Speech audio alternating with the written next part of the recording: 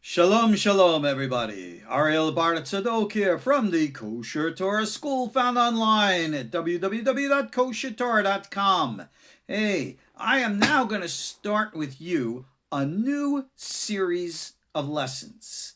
And gosh, this is actually a topic that I covered a long, long time ago in a galaxy far, far away. And it's long overdue that we bring it up to date and that we teach it anew and to put it into a proper context so that we could put these teachings into proper universal applications in the way that I think that they're originally meant to be. We're going back and we're going to learn the teachings of Rabbi Israel ben Eliezer, the famous founder of the Hasidic movement in Eastern Europe. Now, remember what Hasidism is today. You can look around, you see all types of different Hasidic movements. The most popular, of course, being Lubavitch and Breslov. And of course, you have a dozen different movements. And you could recognize these individuals. You could see all their websites and see all their teachings and the like. Dramatic pause before I give you the zinger here. This guy, Rabbi Israel ben Eliezer, what is he famously called? He is called the Ba'al Shem Tov. You've all heard that, right? What does it mean? Master of the good name. Okay, we all know that too. But what does that mean?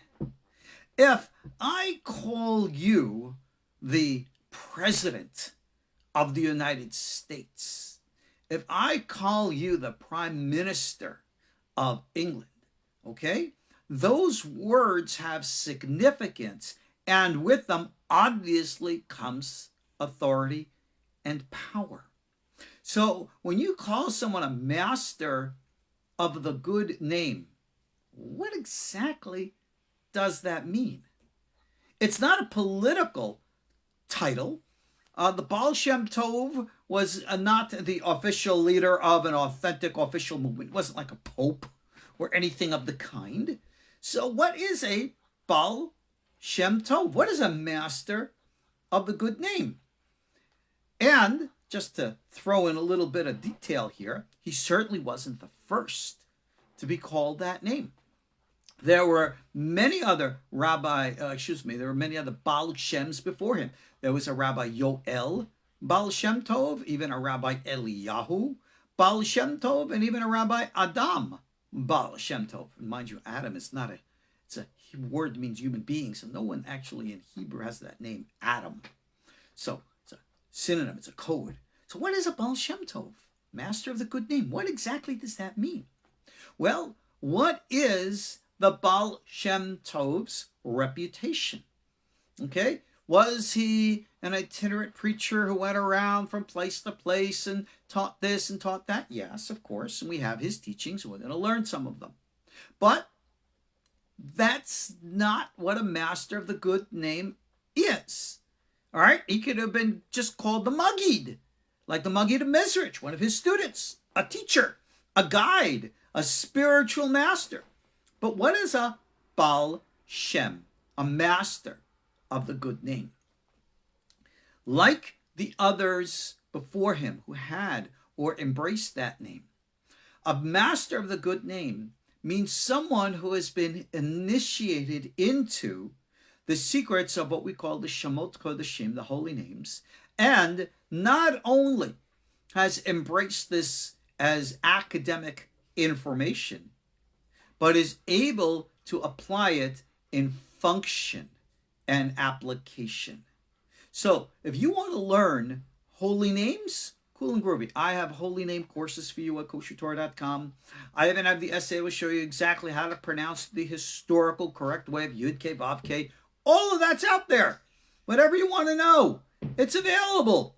You want to start pronouncing holy names, the 42-letter name, the 72 triad, then you can recite them all. Recite them all until you're blue in the face. And you know what's going to happen? You're going to get blue in the face. That's about all that's going to happen. Because that's not being a Baal, a master. You can read books about any topic in the world that you would so choose. But with regards to practice and implementation, your expertise begins when your book knowledge ends. Speak to doctors and lawyers who obviously have to go through years and years of book training before they're ever put out there into the public. And with every doctor and lawyer I've ever spoken to, they will say what they have actually learned through experience is far more valuable than anything they've ever learned in the books. And when it comes to being a rabbi, those of us who, especially if you're a posek, where in which you deal with issues of halakha, you clearly and definitively know just how true that is too. You could sit and learn the Talmud and all the codes, but until you learn how to implement on a day-to-day basis with real stuff, you never really get that subtle nuance down. You want to learn to be a plumber or an electrician. You don't learn that from books. You got to practice. So when it comes to the holy names, you want to learn how to recite them. You want the books? Great, got the books. That will give you an academic outside perspective, but never the inside perspective. And therefore, you will never be able to master anything. But this great tzaddik, Rabbi Israel, is called a master. What did he master? Look at his reputation. And it is known, like the other Ba'al Shems before him, that they had, well, in the words of Superman, powers and ability far beyond that of mortal men. They had a supernatural, at least what we call supernatural, ability of understanding certain energetic elements and were able to, again, let me use a movie metaphor.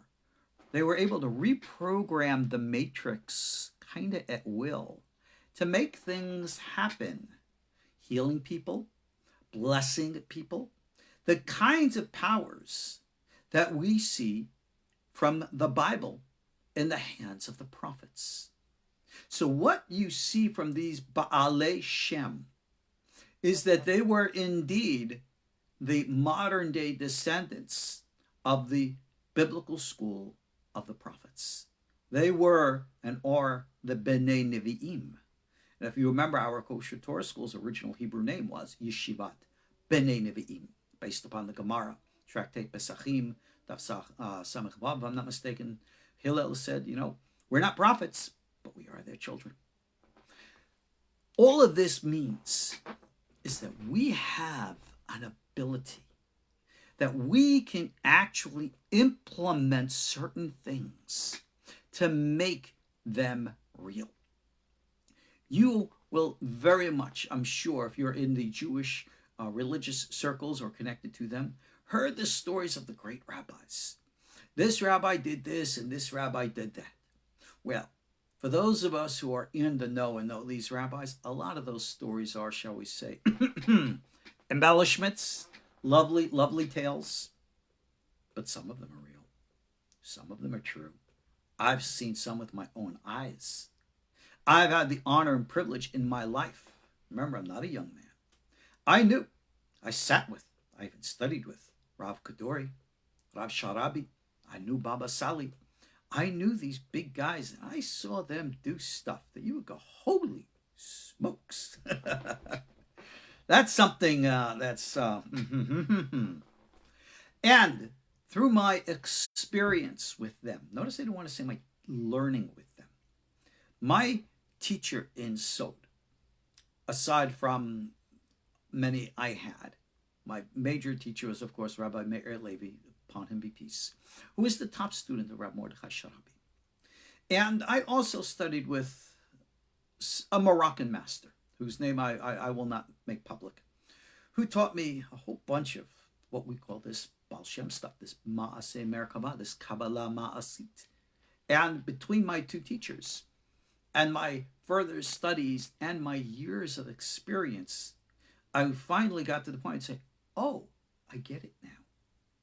And that was about 30 years ago when I said, now it's time to teach it. So what is a Ba'al Shem Tov? One who can be a master of the good name, meaning that one knows how to be the proper conduit, the proper channel, wherein which that power which we call divine, the Shekhinah, can channel through that individual. Not that the individual chooses the path of the energy, but rather surrenders to become the conduit for the autonomous energy, which we call God.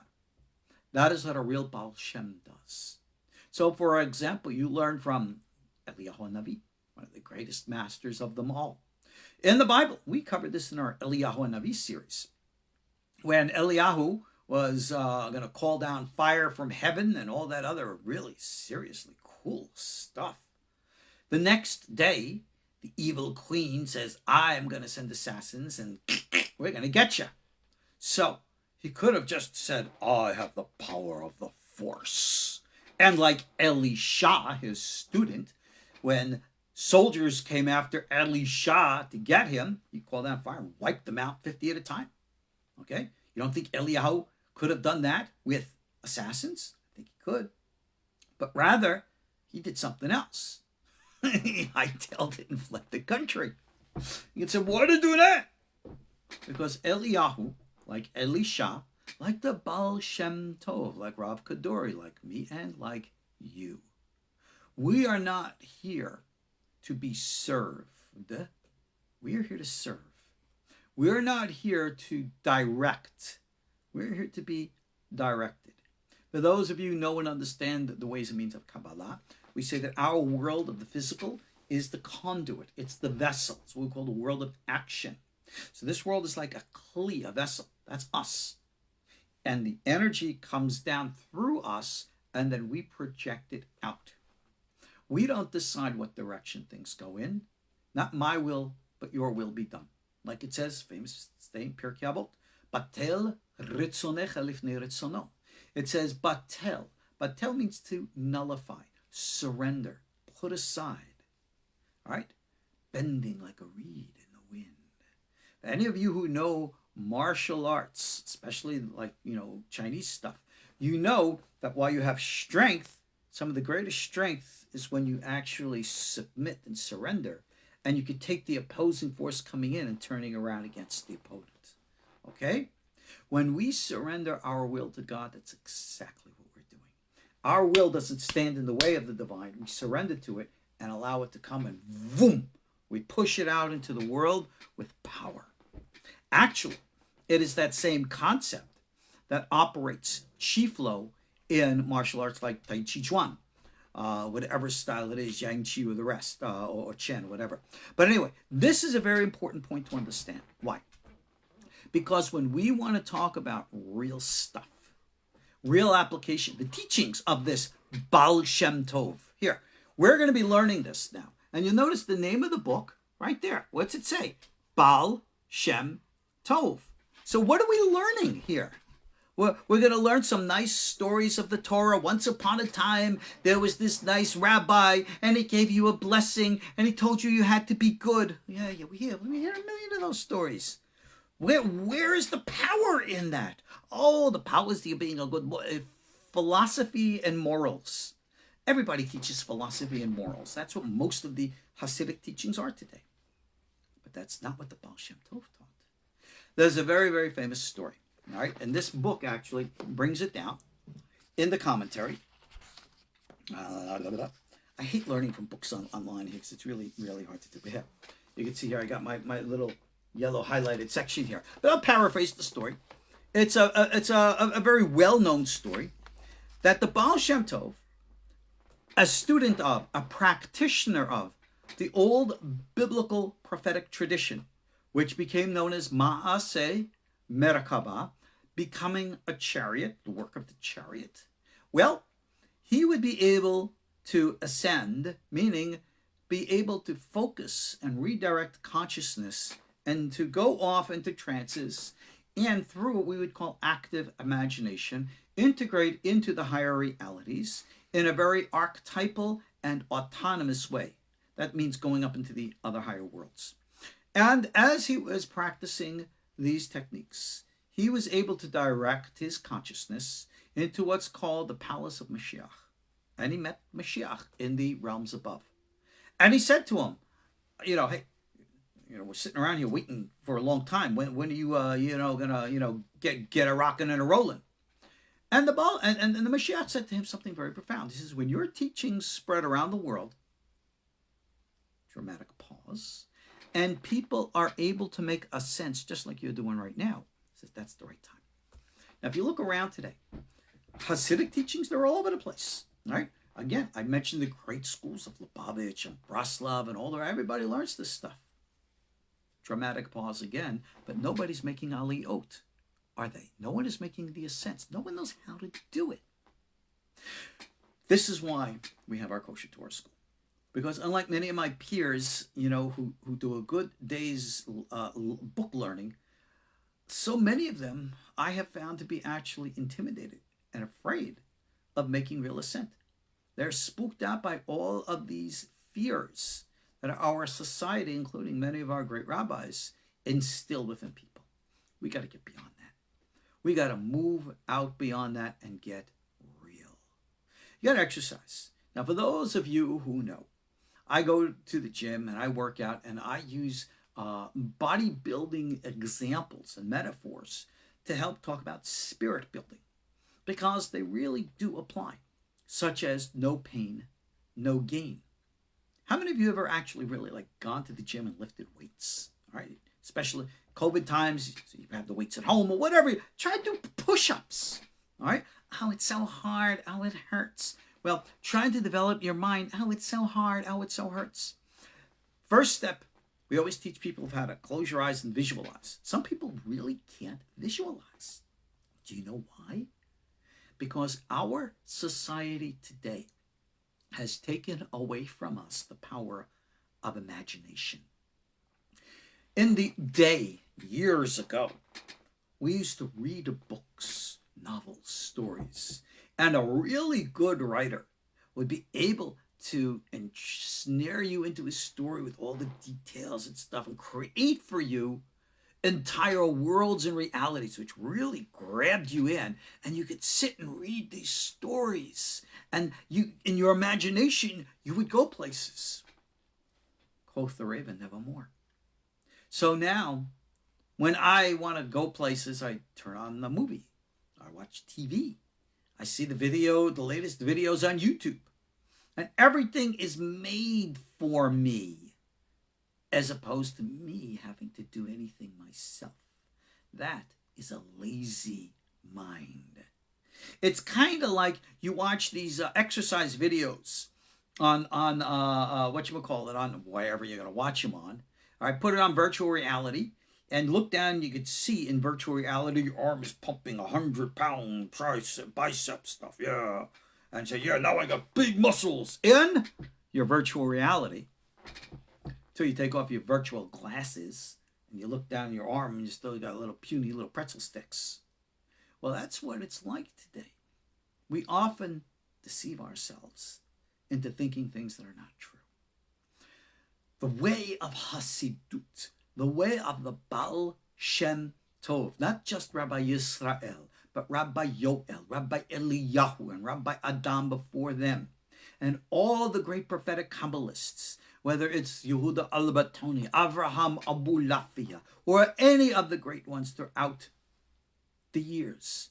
They knew this. They practiced this. They taught this. But unfortunately, like everywhere else in the world of Torah and Kabbalah, you have politics. Look at what happens today in the world of rabbinic politics. It's terrible. It's shameful. All right? You actually have some rabbis out there in the public who create lists of other rabbis who they say are worthy to death and they're going to hell. I mean, this is not the way we rabbis talk. This is not appropriate scholarly approach. That doesn't validate or invalidate these rabbis on any list. People stand up based upon the merit or demerit of what they do and what they teach. All right? But we don't do things like that. That's not our way. But like it said, Ein Kol Hadash Tachat Hashemesh, there's nothing new under the sun. We had fights and arguments like this, even violent ones, way back in the days of Shammai and Hillel. Well, even as Kabbalah grew over the centuries, you had certain rabbis who did hatchet jobs on other rabbis to keep certain teachings of the Kabbalah out of the public eye. And one of the victims of such an, unquote, hatchet job was, of course, Avraham Abulafia. His prophetic Kabbalah, his experiential path of the Ma'aseh Merakavah, was squelched, repressed, hidden, and pushed down. Oh, the great rabbis always knew it. Rabbi Yehuda Albatoni wrote about it in his Shaarei Tzedek. Of course, Chaim Vital. Yehuda Albatoni wrote the Sulam Aliyah. Yeah, I forgot. Rabbi Shem Tov wrote the Shaarei Tzedek. They're published together in the same book.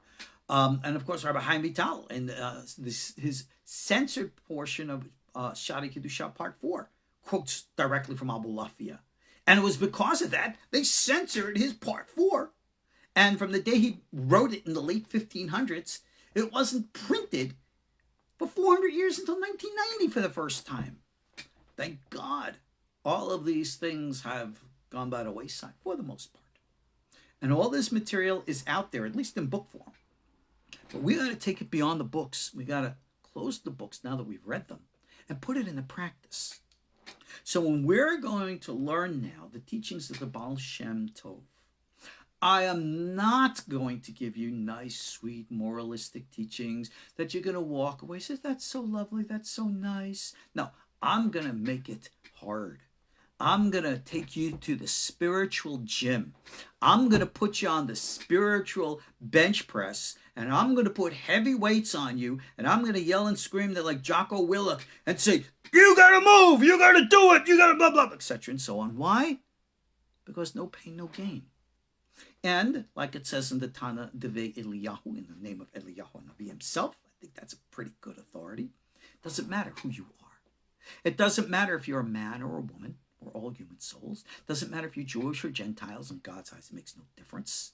And it says also free and slave, which in our day and age, I think most of us are technically or relatively slaves to somehow, some form or another. But it doesn't matter. Because no pain, no gain. You see, this is where our Torah comes in. This is how you have to understand the Torah. Our sages have always said there's Shivim Panim LaTorah, 70 faces to the Torah. And of course, that's been expanded on, expressed in many different ways. But let's address the issue. 70 faces to Torah means that there are many different ways of how you interpret and understand something. So when we come to talk about biblical teachings, okay, it's literal, straight out way, which of course is how it's meant. And certain literal, straight out things you got to embrace, you got to live like laws. Okay? Don't tell me, well, I'm not Jewish, I don't have to obey the laws. You know something? The laws that are specifically an application to Jewish ritual, of course you don't. But the moral laws? Really? Oh, I'm under grace, I'm not under law. That's what a Christian would say. Really? So you're going to go out and violate the 10 Commandments? Shame, shame, shame. No, you're not. You know it. Don't tell me you're secular. Don't tell me you're spiritual. And you're going to go out and lie, cheat, and steal. You're going to cheat on your partner, your spouse. You're going to lie in business. Disgusting. You're a disgrace. What, for God? I can't speak for God. But you're a disgrace. To whom? To yourself. Look in the mirror. Look at the behaviors that you do. Yeah, shame. Some people don't like that you have to tell the truth, but it is. You want to walk the path of light? Guess what? You got to get rid of the darkness. That's what we call the pshat of the Torah.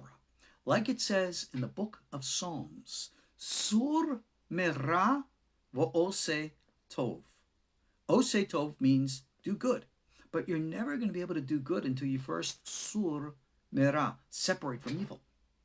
You can't go around saying, well, I'm spiritual, I'm going to do whatever I want, and I am in love, loving this, and do bad things. It doesn't work like that. You can't hurt yourself, and you can't hurt others, period. That's the foundation of biblical law. What we refer to as the universal Torah. In our Torah tradition, we call that the Sheva Mitzvot of Bnei Noah, the 7 laws of Noah. Okay? Forget about being 7. It's just a basic number, all right? It's universal concepts of practical application. So we're going to apply psychic application here. And we're going to learn what it means to be a Ba'al Shem. And we're going to extract and go beyond at the surface. You got to start from step 1, and that's it. So I can't tell you, just jump right in. Let's just do it. Because let me tell you what's going to happen if you do. We're going to learn about visualization, meditative techniques. In the psychology of Carl Jung, we call this active imagination. But once you start your active imagination, you start delving within, you know what's the first thing you come in contact with? What we call in our Kabbalah tradition, klipa. What Jung would call the shadow. What others very well know as the forces of evil. Madora klipot. Shedim, demons, evil spirits, bad stuff. Well, how do I get around that? Cleanse it from inside yourself, and it will never be able to cling to you. It's the law of attraction. It's like a magnet. Whatever is inside you, you're going to draw it to yourself. Whatever is not inside you, you will not draw it to yourself. It's really that simple. So you're saying, well, I got bad stuff going on inside me. Yeah, well, you got to address it. You got to deal with it. That's what it's all about. And I'm going to tell you exactly how to do it. And that's why we're here. The section that we're going to learn in our text from the book of the Ba'al Shem Tov, this is a collection of teachings that Rabbi Israel's students put together a generation or so after he passed. And in it, this is like one of the real foundational sources of his teachings. And of course, there are a lot of others. And I like the original stuff before it became philosophical and before it, shall we say, got sidetracked. Somebody is in text, I'm reading here in comments, is saying head versus heart. You don't have that conflict. To head are the mochin. The heart is Tiferet, and they always have to go together. Always, always, always. So, back to the 70 faces of the Torah. When the Ba'al Shem Tov taught the Torah, he would take verses and he would interpret them outside of their literal, rational, and historical application to teach us completely different aspects that are clearly there, but not in the literal sense. Now, here's an interesting question. These other faces, these other interpretations, non-literal, were they there? Were they originally meant to be there? And Moses received the Torah from Mount Sinai, and God's giving him, dictating these things, and it's being passed down. Did Moses have in the back of his head saying, you know, one of those interpretations 3,000 years from now it's going to come from this guy Yetzirah and a place called Eastern Europe in Hasidism?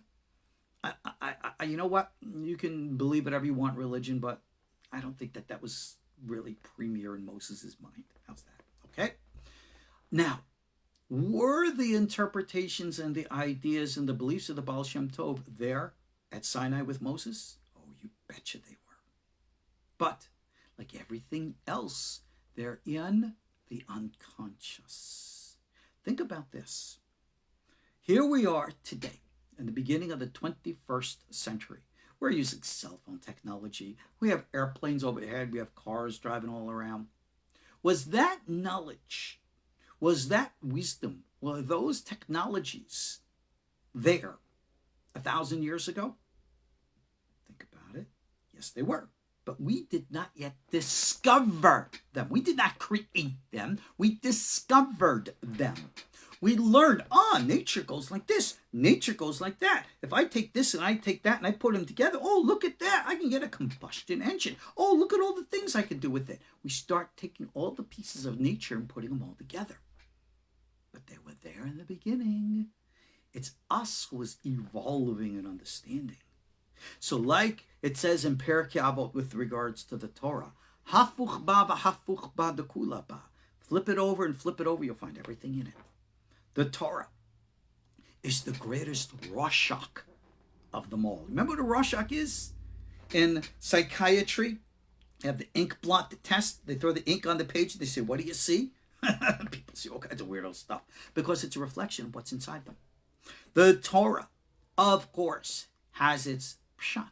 It's simple, straightforward, historical meaning. But then it has so much more deeper into it. And that is why it says with the great sages, they could gaze into the Torah and see from one end of the world to the other. Because they had that imaginative faculty that they could take the Torah, open it up to any page, anywhere, and read any words, however boring they appear. Look at that. And Moses tied his donkey to the tree and walked out into the wilderness, or some strange thing like that. Pharaoh and Joseph served in Pharaoh's court. Joseph, he served in Pharaoh's court. Obviously, tennis is referred to in the Bible because it's a tennis court. And Joseph served with the tennis racket. That's an old joke, actually. But you see, you could turn and twist things, and yes, it's real. It's there. But this is what we call in Hebrew remez, in drosh, and eventually sod, the other deeper levels of understanding the Torah.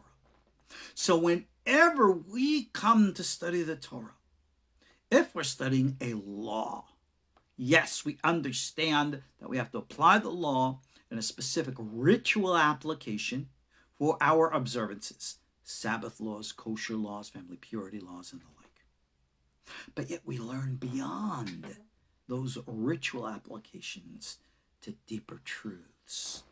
And here, in this section of the book of Ba'al Shem Tov, in the Torah portion of Noah, there's a section that's referring to the ark. Remember Noah's ark? No, not the Ark of the Covenant, though totally different. It's based upon a verse in Genesis chapter 6, verse 16, where in which the verse states like this: Tzohar ta'aseh leteva, va'al ama tekalena melamala. A tzohar you shall make for the ark. What's a tzohar? Rashi, the famous commentator, says probably means a window. It's usually translated like a skylight, but there's another opinion says that it was actually a very precious stone that would shine. Okay, but in other words, it was a source of light. And you should make it within the top amma, towards the top of the ark. In other words, it was an opening where in which the light would come down into the ark. Okay, is that really that profound a verse? Is there really like secrets in here? Oh, yes, there are. You ready? Now we're going to go down the rabbit hole. Because this is where you must understand the way of a Ba'al Shem, a master of the good name, who sees beyond the facade of the physical into the higher realms and can gaze into such boring words and reveal within them tremendous depths, secrets, which, if we only put into practice, would enable us to be called his students. Remember what the vision of Mashiach? When people were following your teachings and making aliyot. So here we go. We are not only going to learn the teachings, we also have to understand and put them into practice. Somebody is saying it was a hole in the roof. Yeah, that's like one opinion, like I said, like a window. In other words, it was a source of light. That's what you need to understand. And so now, in this book, the Ba'al Shem Tov, in the Torah portion of Noah, there is a section called the Pillar of Prayer, Amud HaTefilah. And it's based upon these teachings. And you could sum this up in saying this is how the Ba'al Shem Tov teaches you how to pray. Some would say with power prayer. Let me tell you something about power prayer. You can say whatever you want to God. All you want. That doesn't mean anything. So many people think mistakenly, that I can pray, and if I only knew the secrets of prayer, then God would answer and give me whatever I would desire, right? Lord, I'm a rabbi, and it's only appropriate that as a rabbi, I be driving a Rolls Royce. So therefore, Lord, materialize your greatness and have that Rolls Royce appear for the Rabbinic, the Bentley, please. Thank you. And have that appear outside for us. Amen. You know what? Anybody who would ever say a prayer like that or mean a prayer like that, I don't know. Maybe they got to go out into the sandbox and go back and play with the kids, because that's just not what it's about. Remember we talked about nullifying your will before God's will, doing what needs to be done, all right? You know what? If you really need a Rolls Royce, Mercedes-Benz, or Bentley, you know what? God will provide. I guarantee it. And if you don't need it, don't worry about it, right? You're not going to miss it. Now, if you are, God bless, wealthy, and you want to buy a Rolls Royce or a Bentley, that's your business. But just remember, if you're doing so you could show off and appear erudite and superior to others, then your freedom becomes a source of your condemnation, because you're being arrogant. No, not everybody who drives a Rolls Royce is arrogant, but it can be. So always mind whatever you do and however you do it. That's just one example of many. Let's talk about Noah's Ark. Okay? It says here to make a tzar, right? A window, an opening, a source of light. Okay? Rabbi Israel Ba'al Shem Tov alav shalom omer. Oh, here we go. Tzohar ta'aseh leteva. All right? You make this opening in the teva. Shahaita HaTefilah she'adam medaber b'Torah HaTefilah matzir. That the word that a man speaks in Torah and prayer should be full of light. How did we jump from Noah's Ark to the words that we speak in prayer?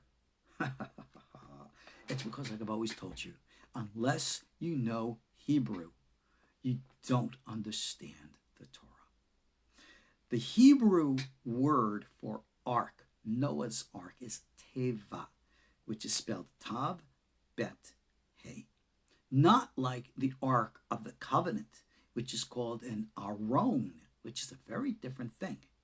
And the Hebrew word for word itself, is teva. It's spelled the same way. Tav with a yud, bet, hey. So when it says here, make light, all right, into the teva, you could read that as make light into the ark, or put light into your word. And that's exactly how the Ba'al Shem Tov is interpreting this verse. Put light into your word, or words, if you will. Okay? And that's why it says here that the word that you speak in prayer or in Torah study should be full of light. You see how we flipped on a word? You would never get the connection if you didn't understand the original. This is how we take the faces of the Torah, the 70 faces of Torah, and a simple word can mean one thing, or it can mean something totally different. You want another example? Not from here, but some other place. Let's go back, way back. In the Garden Davida, in the Garden of Eden, right? Remember there was that, what was it called again? The snake, right? Not Snake Plissken, that's from a movie. He was the Nachash.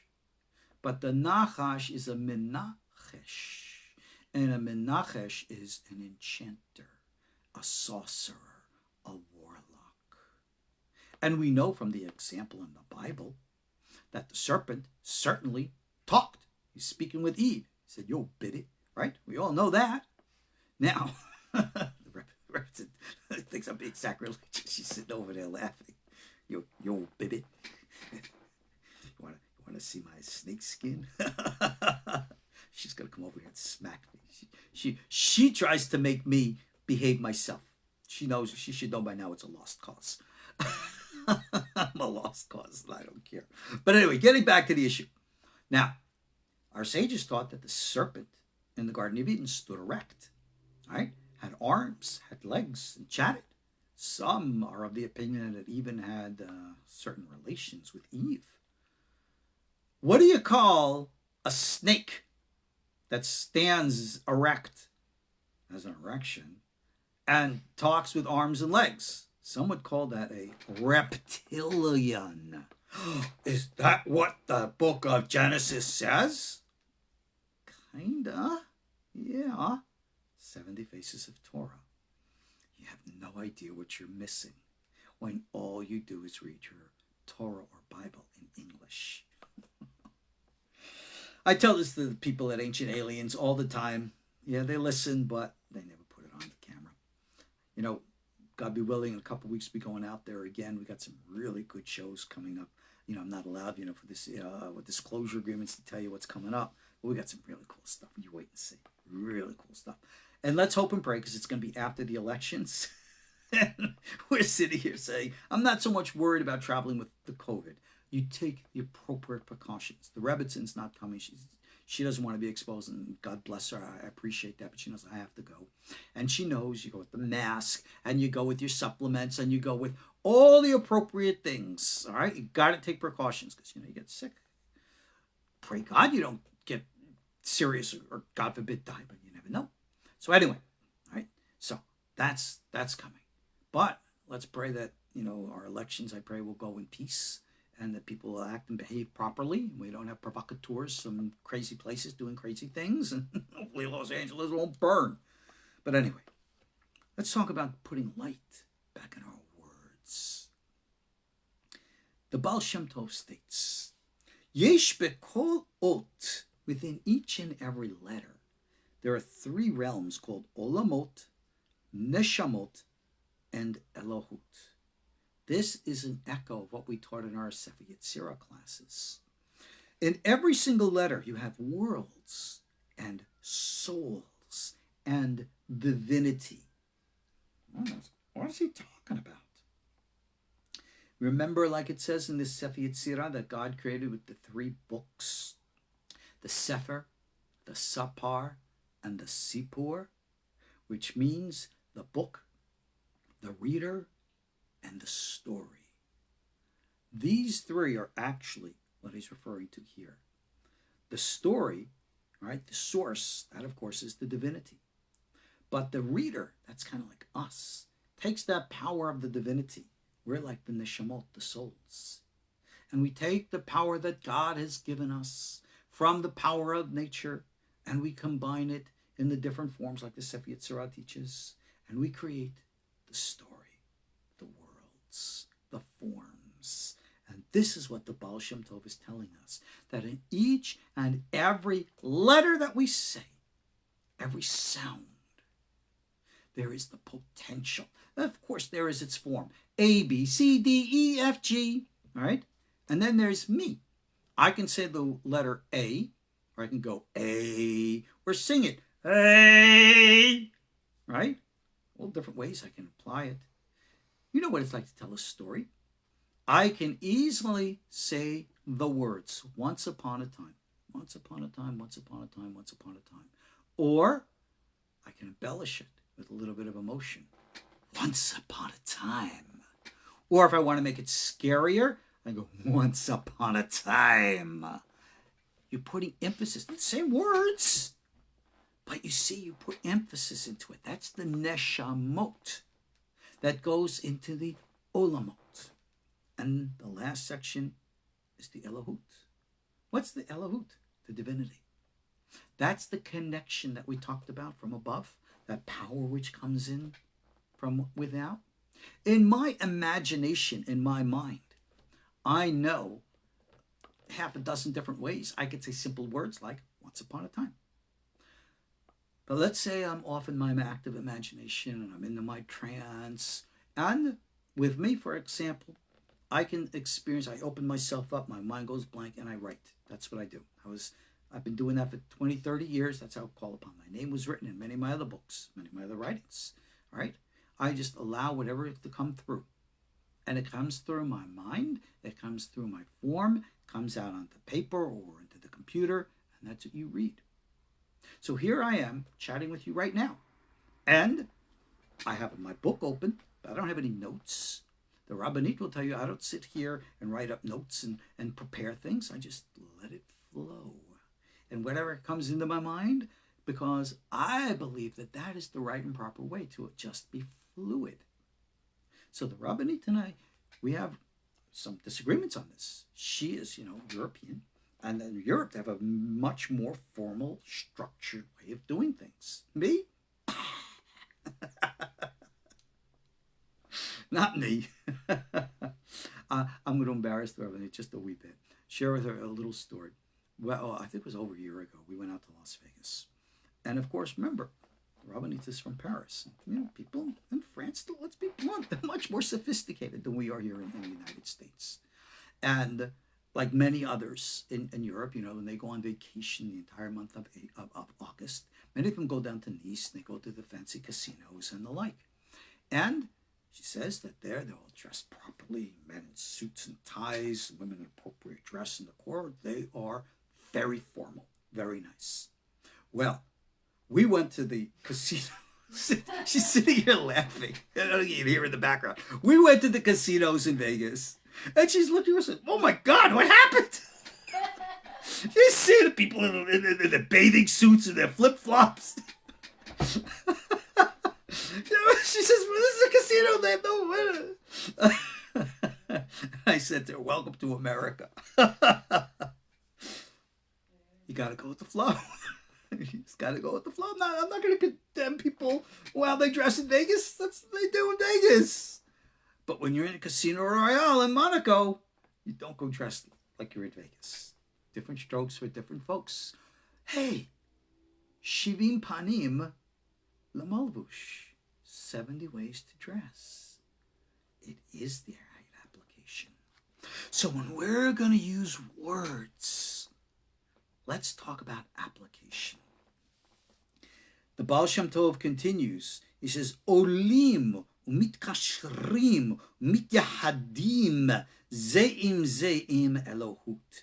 That you should take the words that you speak, raise them up, bind them together, and unite them one with the other, with their source in elohoot, divinity, what we would call Ruach haKodesh, or divine inspiration, or channeling the flow. Let the force flow through you.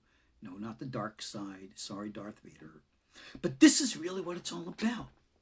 And this is the secret of a Ba'al Shem Tov, one who practices this to the point where they can actually do it.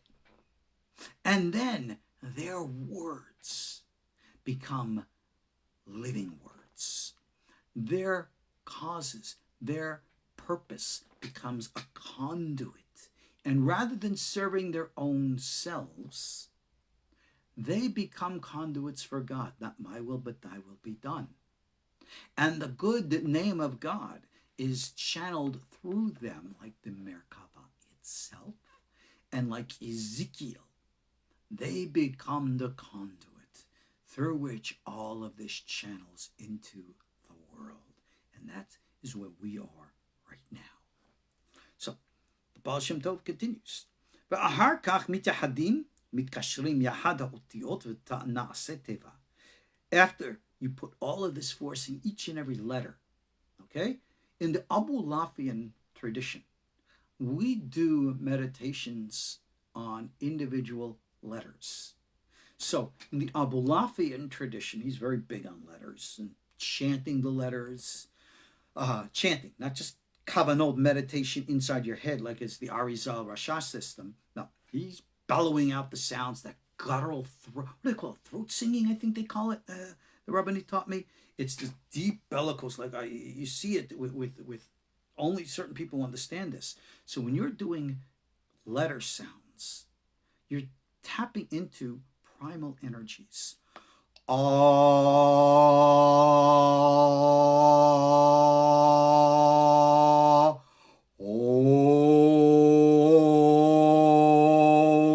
can feel your whole body vibrate and everything. That's actually the way it's done.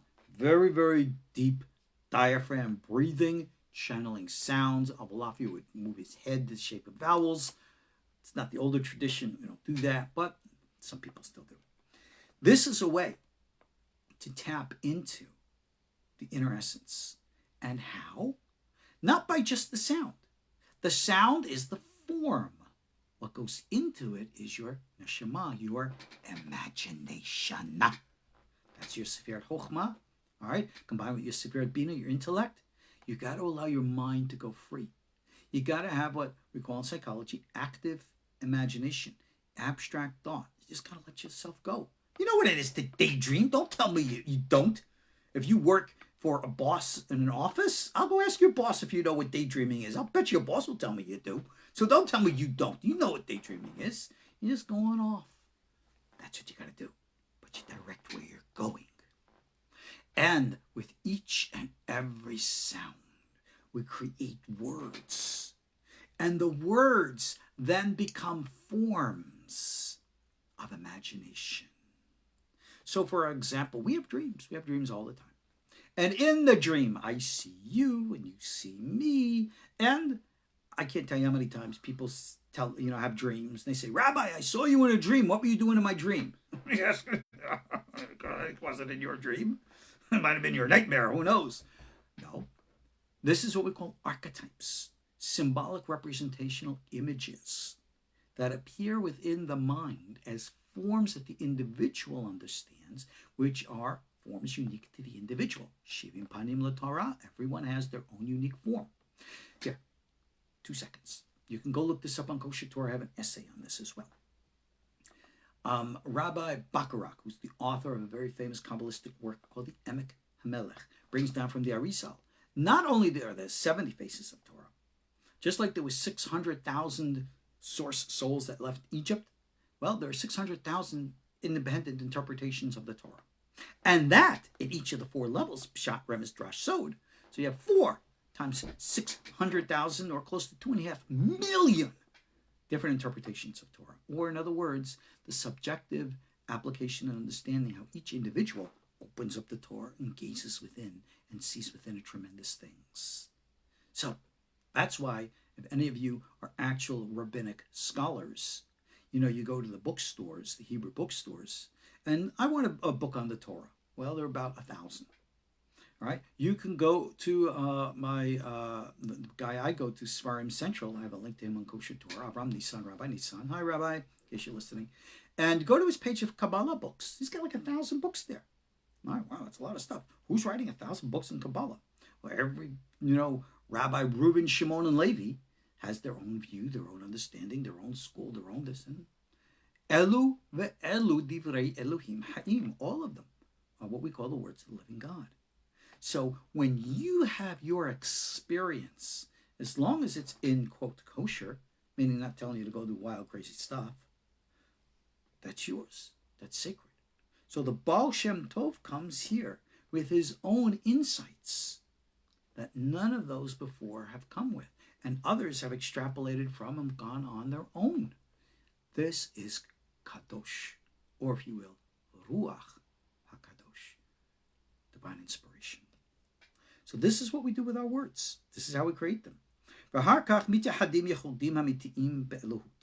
And afterwards we unite them all in what we call proper yichudim, proper unity, in the source, which is divinity.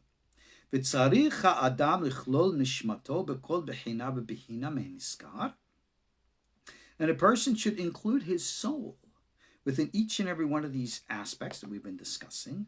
And then he'll merge all the worlds together. And then he'll be able to rise up and ascend with great joy ad in shi'ur, without measure. And these few words, he just told you the entire secret of the ascent. I'll explain. You have to put together what you say. You have to put it together with what you feel.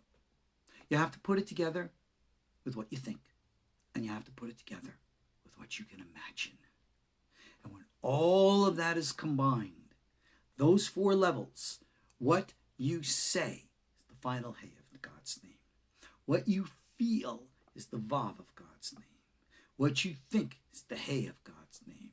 What you can imagine, that's the Yud of God's name.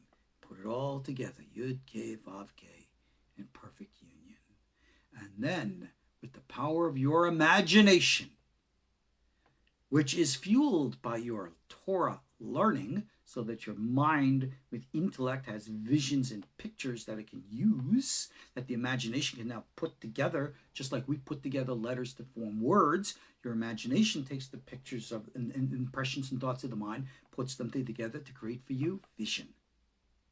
And then you need to understand that vision. Because who and what and where and why is putting all this stuff together? Welcome to the world of Yetzirah, the world of the angels, the other entities that are out there who are watching us, communicating with us, interacting with us in their way, their language, in their world, inviting us, welcoming us to join them. This is the secret of these three levels and what we need to put together. So, the Ba'al Shem Tov goes on and on. Got a whole bunch of stuff here in this Amud HaTefilah. This class, which I just shared with you now, is an introduction. I'm planning to go through it all. What the heck, right? We need to have exposure to these things.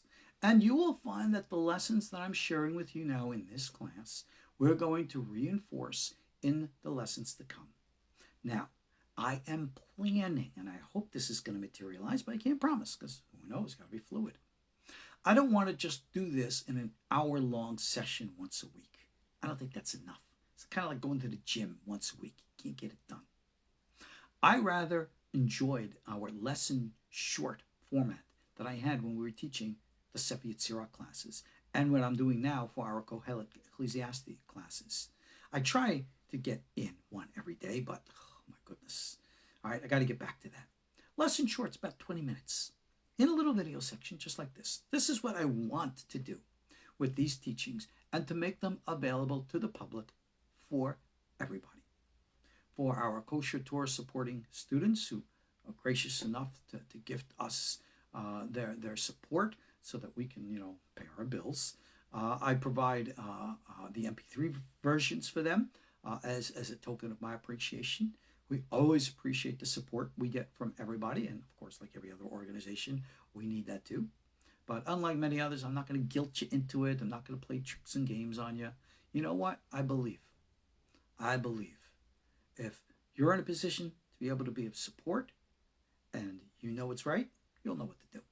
You don't need me to say any more, right? We've been around our KosherTorah school close to 30 years. Been around for a long time. God's taking good care of us. All I endeavor to do is focus. All I endeavor to do is fulfill a single biblical commandment, which is to bond with God. To fulfill the words of Psalm 16, verse 8. Shaviti Hashem lenegdi tamid. To place God before me always. So you see behind me there, you see all the different pictures of stuff that we've created here at our KosherTorah school, put them all over the walls. Always in remembrance of God's presence. Help it elevate your mind, expand your consciousness, transform you from within so that you can start to make a difference without. Because when you transform and change yourself inside, and I'm going to teach you the power of the psychic projection. We're going to get there in this series. You're going to see. All right? Because all this is real. All this is functional. All this is psychic. We're not even talking religion here. Oh, we're far beyond that.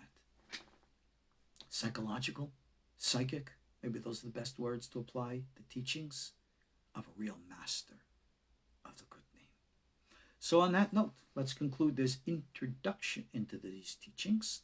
And with God's grace and God's blessings, we'll have many more lessons to come. Thank you all for listening. Thank you all for your support. God's blessings. Let us all have wisdom. Let us all have safety. Let us all have stability. Let us all have all good things. And above all, please God, let us have peace. Shalom, everyone. See you next time.